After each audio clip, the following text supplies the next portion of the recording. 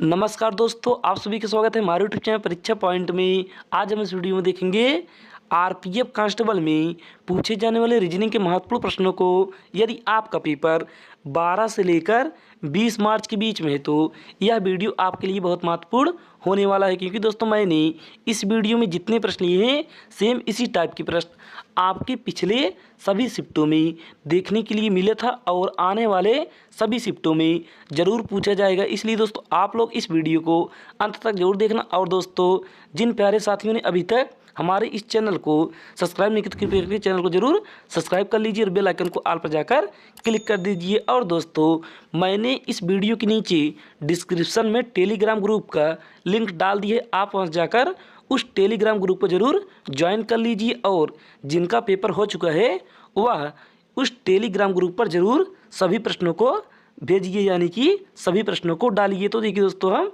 अब चलिए हम प्रश्न को स्टार्ट करते हैं। तो देखिए दोस्तों आप यहाँ पर देखेंगे तो यहाँ पर आपके पास सबसे पहला प्रश्न दिया है, दिए गए विकल्पों में से किन दो चिन्हों को आपस में बदलने पर निम्नलिखित समीकरण सही होगा। यानी कि दोस्तों यहाँ पर नीचे हमारे पास एक समीकरण दिया है और हमें इन चारों ऑप्शन में से किस ऑप्शन को यहाँ पर रखें कि हमें यहाँ पर 16 प्राप्त हो जाए। तो चलिए दोस्तों हम एक एक ऑप्शन यहाँ पर रखकर चेक कर लेते हैं। तो देखिए दोस्तों आप यहाँ पर सबसे पहले ऑप्शन को देखेंगे तो यहाँ पर आपके पास सबसे पहला ऑप्शन दिया है गुणे और भाग, यानी कि गुणे के स्थान पर भाग और भाग के स्थान पर गुणा। तो यहाँ पर दोस्तों हम सबसे पहले लिखेंगे 12, उसके बाद आगे यहाँ पर दिए हमारे पास गुणा, अब गुणे के स्थान पर करेंगे हम भागे 3, उसके बाद यहाँ पर प्लस है तो प्लस और यहाँ पर 11। अब यहाँ पर दोस्तों देखेंगे तो यहाँ पर भाग दिया है तो भाग के स्थान पर हम करेंगे गुणे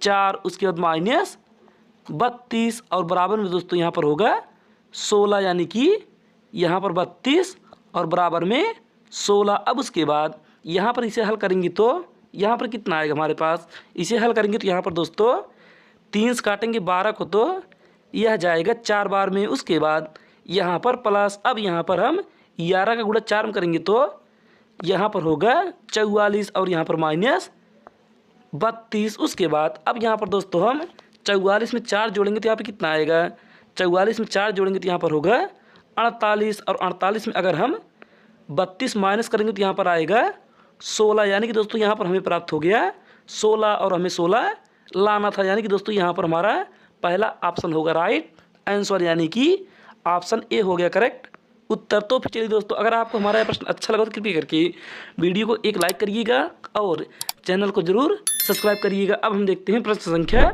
2 को। तो देखिए दोस्तों आप यहाँ पर देखेंगे तो यहाँ पर आपके पास दूसरा प्रश्न दिया है सिटिंग अरेंजमेंट का, यानी कि दोस्तों यह प्रश्न हमारा सिटिंग अरेंजमेंट पर आधारित है, क्योंकि दोस्तों आपके पिछले सभी शिफ्टों में सिटिंग अरेंजमेंट के कम से कम 2 प्रश्न देखने के लिए अवश्य मिला है। इसलिए दोस्तों आप इसे ध्यानपूर्वक अच्छे से देखिएगा। तो देखिए दोस्तों आप यहाँ पर देखेंगे तो यहाँ पर आपके पास प्रश्न दिए है 5 सहकर्मी आलोक, भावना, चेतन, दिव्या और एकता एक वृत्ताकार मेज पर केंद्र की ओर मुख करके बैठे हैं। तो देखिए दोस्तों आप यहाँ पर सबसे पहले बनाएंगे एक वृत्ताकार मेज। तो यहाँ पर दोस्तों हम बनाएंगे एक वृत्ताकार मेज, उसके बाद यहाँ पर हम 5 लोगों को बैठाएंगे। तो यहाँ पर दोस्तों 1 2 3 4 और यहाँ पर 5। उसके बाद अब यहाँ पर दोस्तों आगे देखेंगे तो यहाँ पर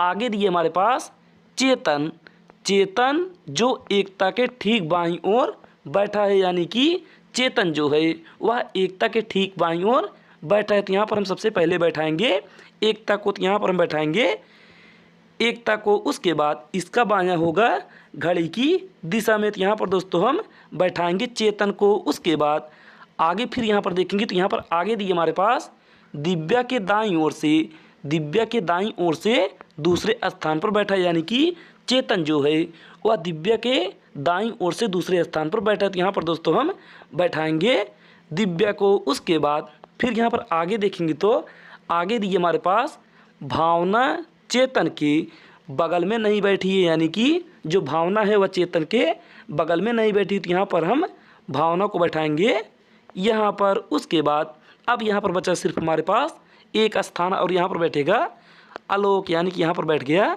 आलोक। उसके बाद अब यहाँ पर देखेंगे तो यहाँ पर प्रश्न में हमसे पूछा है कि भावना के दाईं ओर से दूसरे स्थान पर कौन बैठा है या फिर बैठी है। तो यहाँ पर दोस्तों हम देखेंगे तो यहाँ पर भावना यहाँ पर है और इसका दाहिने होगा घड़ी की विपरीत दिशा में, तो यहाँ पर बैठा है आलोक यानी कि आलोक होगा राइट आंसर, जो कि ऑप्शन नंबर सी में दी थी, सी होगा करेक्ट उत्तर। तो फिर चलिए अब हम देखते हैं प्रश्न संख्या 3 को। तो देखिए यहाँ पर तीसरा प्रश्न दिया हमारे पास, दिए गए विकल्पों में से निम्नलिखित श्रृंखला से लुप्त संख्या का चयन कीजिए। यानी कि दोस्तों यहाँ पर नीचे हमारे पास एक श्रृंखला दी हुई है और हमें बताना है कि इस प्रश्नवाचक चिन्ह के स्थान पर कौन सी संख्या होगी। तो देखिए दोस्तों आप यहाँ पर देखेंगे तो यहाँ पर आपके पास श्रृंखला में दिया है 625, उसके बाद 600, उसके बाद 575, उसके बाद 550 और उसके बाद 525, उसके बाद यहाँ पर प्रश्नवाचक चिन्ह। तो देखिए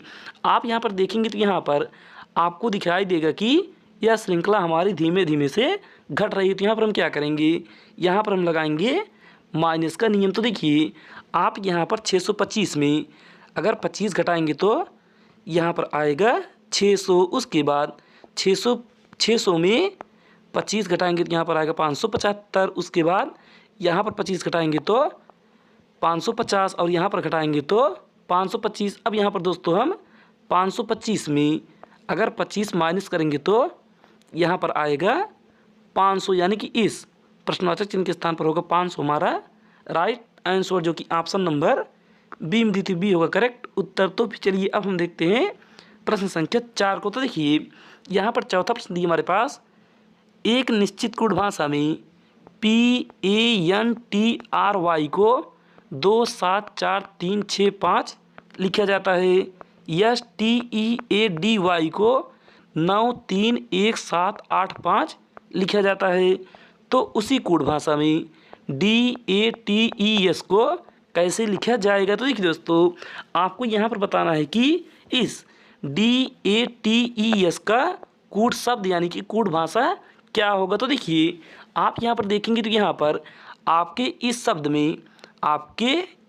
में जितने लेटर हैं वही सभी लेटर इन दोनों शब्दों में देखेंगे तो यहाँ पर दिया हुआ है। तो यहाँ पर दोस्तों हम देखेंगे तो यहाँ पर हमारे पास सबसे पहला लेटर डी है। तो यहाँ पर ऊपर देखेंगे तो यहाँ पर डी यहाँ पर दिया, तो यहाँ पर दोस्तों हम देखेंगे तो यहाँ पर डी का कूट भाषा क्या दिया है, यहाँ पर डी का दिया है 8 यानी कि 8। तो यहाँ पर दोस्तों होगा 8। उसके बाद यहाँ पर आगे देखेंगे तो यहाँ पर दिया है ए और ऊपर देखेंगे तो यहाँ पर ए दिया है और यहाँ पर ए का कूट होगा 7 यानी कि यहाँ पर हो गया 7। उसके बाद यहाँ पर टी दिया है तो यहाँ पर देखेंगे तो यहाँ पर हमारे पास टी दिया है और टी का यहाँ पर 3 दिया है। तो यहाँ पर दोस्तों देखेंगे तो यहाँ पर 8 7 3 हमारे ऑप्शन नंबर डी में दिए, यानी कि ऑप्शन डी होगा राइट आंसर। आपको आगे चेक करने की आवश्यकता नहीं है। तो चलिए दोस्तों अब हम देखते हैं प्रश्न संख्या 5 को। तो देखिए दोस्तों यहाँ पर हम देखेंगे तो यहाँ पर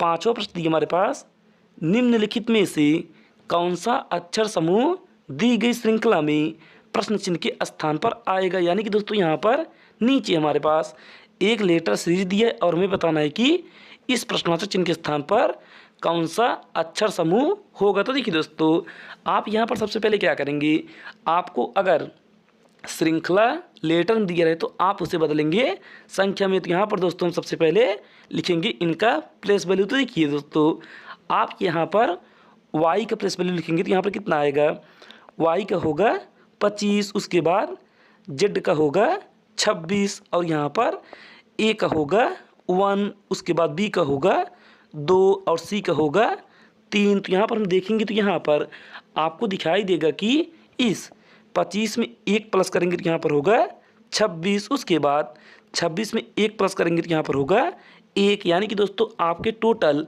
ABCD में टोटल 26 लेटर होता है, यानी कि 26 के बाद आएगा 1, यानी कि यहाँ पर दिया है 1। उसके बाद 1 में 1 जोड़ेंगे तो यहाँ पर होगा 2 और 2 में 1 जोड़ेंगे तो यहाँ पर होगा 3। अब उसके बाद 3 में 1 जोड़ेंगे तो यहाँ पर होगा 4, यानी कि यहाँ पर पहला लेटर हमारा डी होगा, क्योंकि दोस्तों यहाँ पर 4 होगा हमारा डी का प्लस वैल्यू, यानी कि यहाँ पर होगा पहला लेटर डी, जो कि सिर्फ ऑप्शन नंबर तीसरे में यानी कि ऑप्शन नंबर तीसरे में ही पहला लेटर हमारा डी दिया है, तो यही हो जाएगा राइट आंसर। आपको आगे चेक करने की आवश्यकता नहीं है। तो चलिए दोस्तों अब हम देखते हैं प्रश्न संख्या 6 को। तो देखिए दोस्तों आप यहाँ पर देखेंगे तो यहाँ पर आपके पास छठवां प्रश्न ये है कथन और निष्कर्ष, यानी कि यह प्रश्न हमारा कथन निष्कर्ष पर आधारित है, क्योंकि दोस्तों आपके पिछले सभी शिफ्टों में कथन निष्कर्ष के 1 या 2 प्रश्न देखने के लिए अवश्य मिला है, इसलिए दोस्तों आप इसे ध्यानपूर्वक अच्छे से देखिएगा। तो देखिए दोस्तों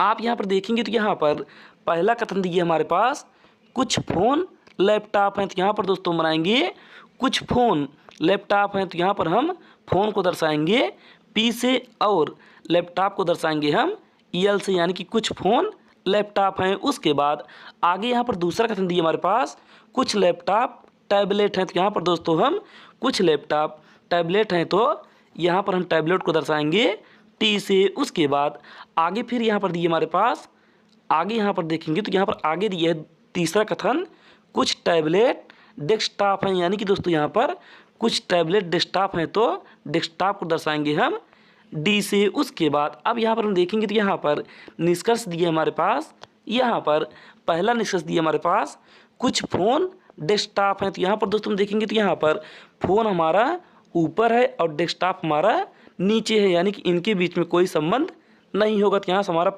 पहला निष्कर्ष गलत हो गया। उसके बाद अब यहाँ पर हम दूसरा निष्कर्ष देखेंगे तो यहाँ पर दिए हमारे पास सभी टैबलेट फ़ोन है, तो यहाँ पर दोस्तों हम देखेंगे तो यहाँ पर टैबलेट हमारा यहाँ पर है, यानी कि दोस्तों यहाँ पर टैबलेट हमारा यहाँ पर है और फ़ोन यहाँ पर है, यानी कि इनके भी बीच में कोई संबंध नहीं दिए, तो यहाँ से दोस्तों हमारा पहला निष्कर्ष और दूसरा निष्कर्ष दोनों गलत हो गया। तो यहाँ पर हम देखेंगे तो यहाँ पर ऑप्शन नंबर ए में दिए हमारे पास ना तो निष्कर्ष 1 और ना ही निष्कर्ष 2 अनुसरण करता है, यानी कि दोस्तों यही होगा राइट आंसर, यानी कि ऑप्शन ए होगा हमारा करेक्ट उत्तर। तो फिर चलिए दोस्तों अब हम देखते हैं प्रश्न संख्या 7 को। तो देखिए दोस्तों यहाँ पर 7वां प्रश्न दिए हमारे पास दिशा परीक्षण यानी कि डायरेक्शन से प्रश्न। तो देखिए दोस्तों यहाँ पर हम प्रश्न देखेंगे तो यहाँ पर दिए हमारे पास एक व्यक्ति 15 मीटर पूर्व की ओर चलता है, फिर बाएं मुड़ता है और 10 मीटर चलता है, फिर दोबारा बाएं मुड़ता है और 15 मीटर चलता है, वह शुरुआती बिंदु से कितनी दूर है। तो देखिए दोस्तों आप यहाँ पर देखेंगे तो यहाँ पर आपके प्रश्न दिए है डायरेक्शन से, यानी कि दोस्तों आपके आरपीएफ में डायरेक्शन से भी प्रश्न देखने के लिए मिल रहा है। तो देखिए दोस्तों आप यहाँ पर सबसे पहले उस व्यक्ति को 15 मीटर पूर्व की ओर चलाएंगे, तो यहाँ पर दोस्तों इस साइड होगा हमारा पूर्व, क्योंकि दोस्तों ऊपर होगा उत्तर, नीचे होगा दक्षिण और इस साइड होगा पश्चिम और इस साइड होगा पूर्व। तो यहाँ पर दोस्तों वह 15 मीटर पूर्व की ओर चला। उसके बाद अब वह फिर बाएं मुड़ता है और 10 मीटर चलता है, तो इसका बायां होगा ऊपर, यानी कि उत्तर की दिशा में यहाँ पर चलेगा 10 मीटर। उसके बाद फिर दोबारा बाएं मुड़ता है और 15 मीटर चलता है, यानी कि दोस्तों अगर वह उत्तर की ओर जा रहा है तो इसका बायां होगा पश्चिम की ओर, तो यहाँ पर दोस्तों चलेगा वह 15 मीटर। उसके बाद हमसे यहाँ पर लास्ट में पूछा है कि वह शुरुआती बिंदु से कितना दूर है, यानी कि दोस्तों यहाँ पर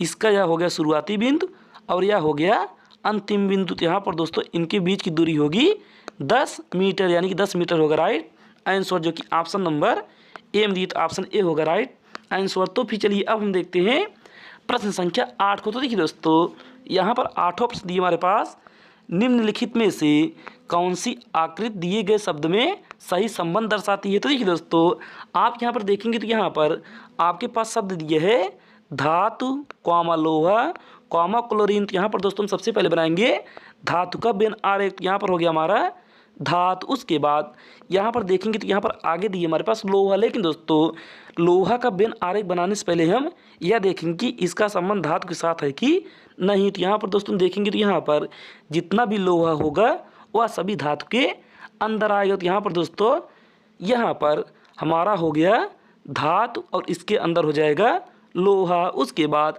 आगे यहाँ पर देखेंगे तो आगे यहाँ पर दिए हमारे पास क्लोरीन। तो यहाँ पर दोस्तों क्लोरीन का बेन आरेख बनाने से पहले यह देखेंगे कि इसका संबंध लोहे के साथ है कि नहीं या फिर धातु के साथ है कि नहीं। तो यहाँ पर दोस्तों देखेंगे तो यहाँ पर लोहे का संबंध ना तो क्लोरीन के साथ है ना ही धातु का संबंध क्लोरीन के साथ है, यानी कि यहाँ पर क्लोरीन एक गैस है, तो यहाँ पर दोस्तों क्लोरीन हो जाएगा अलग। यानी कि दोस्तों ऐसा डायग्राम यानी कि ऐसा बिन आरेख हमारे ऑप्शन नंबर किस में दिए है, ऐसा बिन आरेख हमें ऑप्शन नंबर सी में दिया, तो यही हो जाएगा राइट आंसर। तो फिर चलिए दोस्तों अब हम देखते हैं प्रश्न संख्या 9 को। लेकिन दोस्तों आप प्रश्न संख्या 9 हमें कमेंट में यानी कि इसका उत्तर हमें कमेंट बॉक्स में दीजिएगा, क्योंकि दोस्तों यह रहा आपका होमवर्क यानी कि यह रहा आपका HW। आप इसका उत्तर हमें कमेंट में बताइएगा। अब हम देखते हैं प्रश्न संख्या 10 को। तो देखिए दोस्तों यहाँ पर देखेंगे तो यहाँ पर 10वां प्रश्न दिया हमारे पास, यहाँ पर 10वां प्रश्न दिया हमारे पास एफ जे का भाई है। तो यहाँ पर दोस्तों हम सबसे पहले बनाएंगे एफ जे का भाई है, तो यहाँ पर हो गया एफ, और यह जे का भाई है तो यहाँ पर होगा जे। अब उसके बाद दोस्तों एफ का जेंडर क्लियर है क्योंकि एफ है भाई, तो यहाँ पर हो गया चतुर्भुज में। उसके बाद आगे फिर यहाँ पर देखेंगे तो आगे दिए हमारे पास ई डी की बहान है, यानी कि यहाँ पर ना तो ई है ना ही डी है। उसके बाद आगे फिर यहाँ पर देखें तो आगे दिए है के एल की बहान है, यहाँ पर ना दोस्तों तो के है ना ही एल है, तो यहाँ पर और आगे चलेंगे तो यहाँ पर दिए डी एल का पुत्र है, तो यहाँ पर दोस्तों ना तो डी है ना ही एल है। उसके बाद और आगे जाएंगे तो यहाँ पर दिए हमारे पास जे ई का पिता है, यानी कि जो जे है वह ई का पिता है, तो यहाँ पर दोस्तों जे दिए है तो यह होगा ई का पिता, तो यहाँ पर हो गया नीचे ई और ऊपर होगा जे और पिता है तो यह होगा चतुर्भुज में। उसके बाद आगे फिर यहाँ पर हम देखेंगे तो यहाँ पर आगे पूछे हमसे डी एफ से किस प्रकार संबंधित है, यानी कि दोस्तों अब हम फिर पीछे चलेंगे तो यहाँ पर दी हमारे पास ई डी की बहन है, तो यहाँ पर दोस्तों जो ई है वह डी की बहन है, तो यहाँ पर ई होगी वृत्त में। उसके बाद आगे फिर यहाँ पर जाएंगे तो आगे दी हमारे पास डी एल का पुत्र है, यानी कि जो डी है वह एल का पुत्र है, तो यहाँ पर दोस्तों डी होगा चतुर्भुज में और यह होगा एल का पुत्र। अब यहाँ पर आप दोस्तों देखेंगे तो यहाँ पर अगर ई बहन है तो डी की, अगर ई बहन है तो ई के पिता जे हैं तो यहाँ पर एल होगी माता, क्योंकि दोस्तों यहाँ पर इन दोनों के बीच में होगा डबल लाइन, क्योंकि डी के पिता एल तो होंगे नहीं, क्योंकि दोस्तों यहाँ पर डी के पिता जे हैं तो यहाँ पर एल होंगी माता, इसलिए इसका जेंडर भी क्लियर हो गया। उसके बाद अब यहाँ पर हमसे पूछा है कि डी एफ से किस प्रकार संबंधित है, तो यहाँ पर दोस्तों देखेंगे तो यहाँ पर डी हमारा यहाँ पर है और एफ यहाँ पर है, तो यहाँ पर हम देखेंगे तो यहाँ पर डी के पिता जे हैं और जे के भाई एफ हैं, तो यहाँ पर दोस्तों लगेंगे डी एफ के भतीजा, क्योंकि दोस्तों यहाँ पर डी पुरुष है, तो यहाँ पर दोस्तों होगा भतीजा हमारा राइट आंसर, जो कि ऑप्शन नंबर बी में दी, ऑप्शन बी होगा करेक्ट उत्तर। तो फिर चलिए दोस्तों अगर आपको हमारा यह सभी प्रश्न अच्छा लगा तो कृपया करके आप वीडियो को लाइक करिएगा और चैनल को ज़रूर सब्सक्राइब करिएगा और अपने दोस्तों के पास ज़रूर शेयर करिएगा। आज के लिए बस नहीं, धन्यवाद। अब हम मिलते हैं अगले वीडियो में कुछ महत्वपूर्ण प्रश्नों के साथ।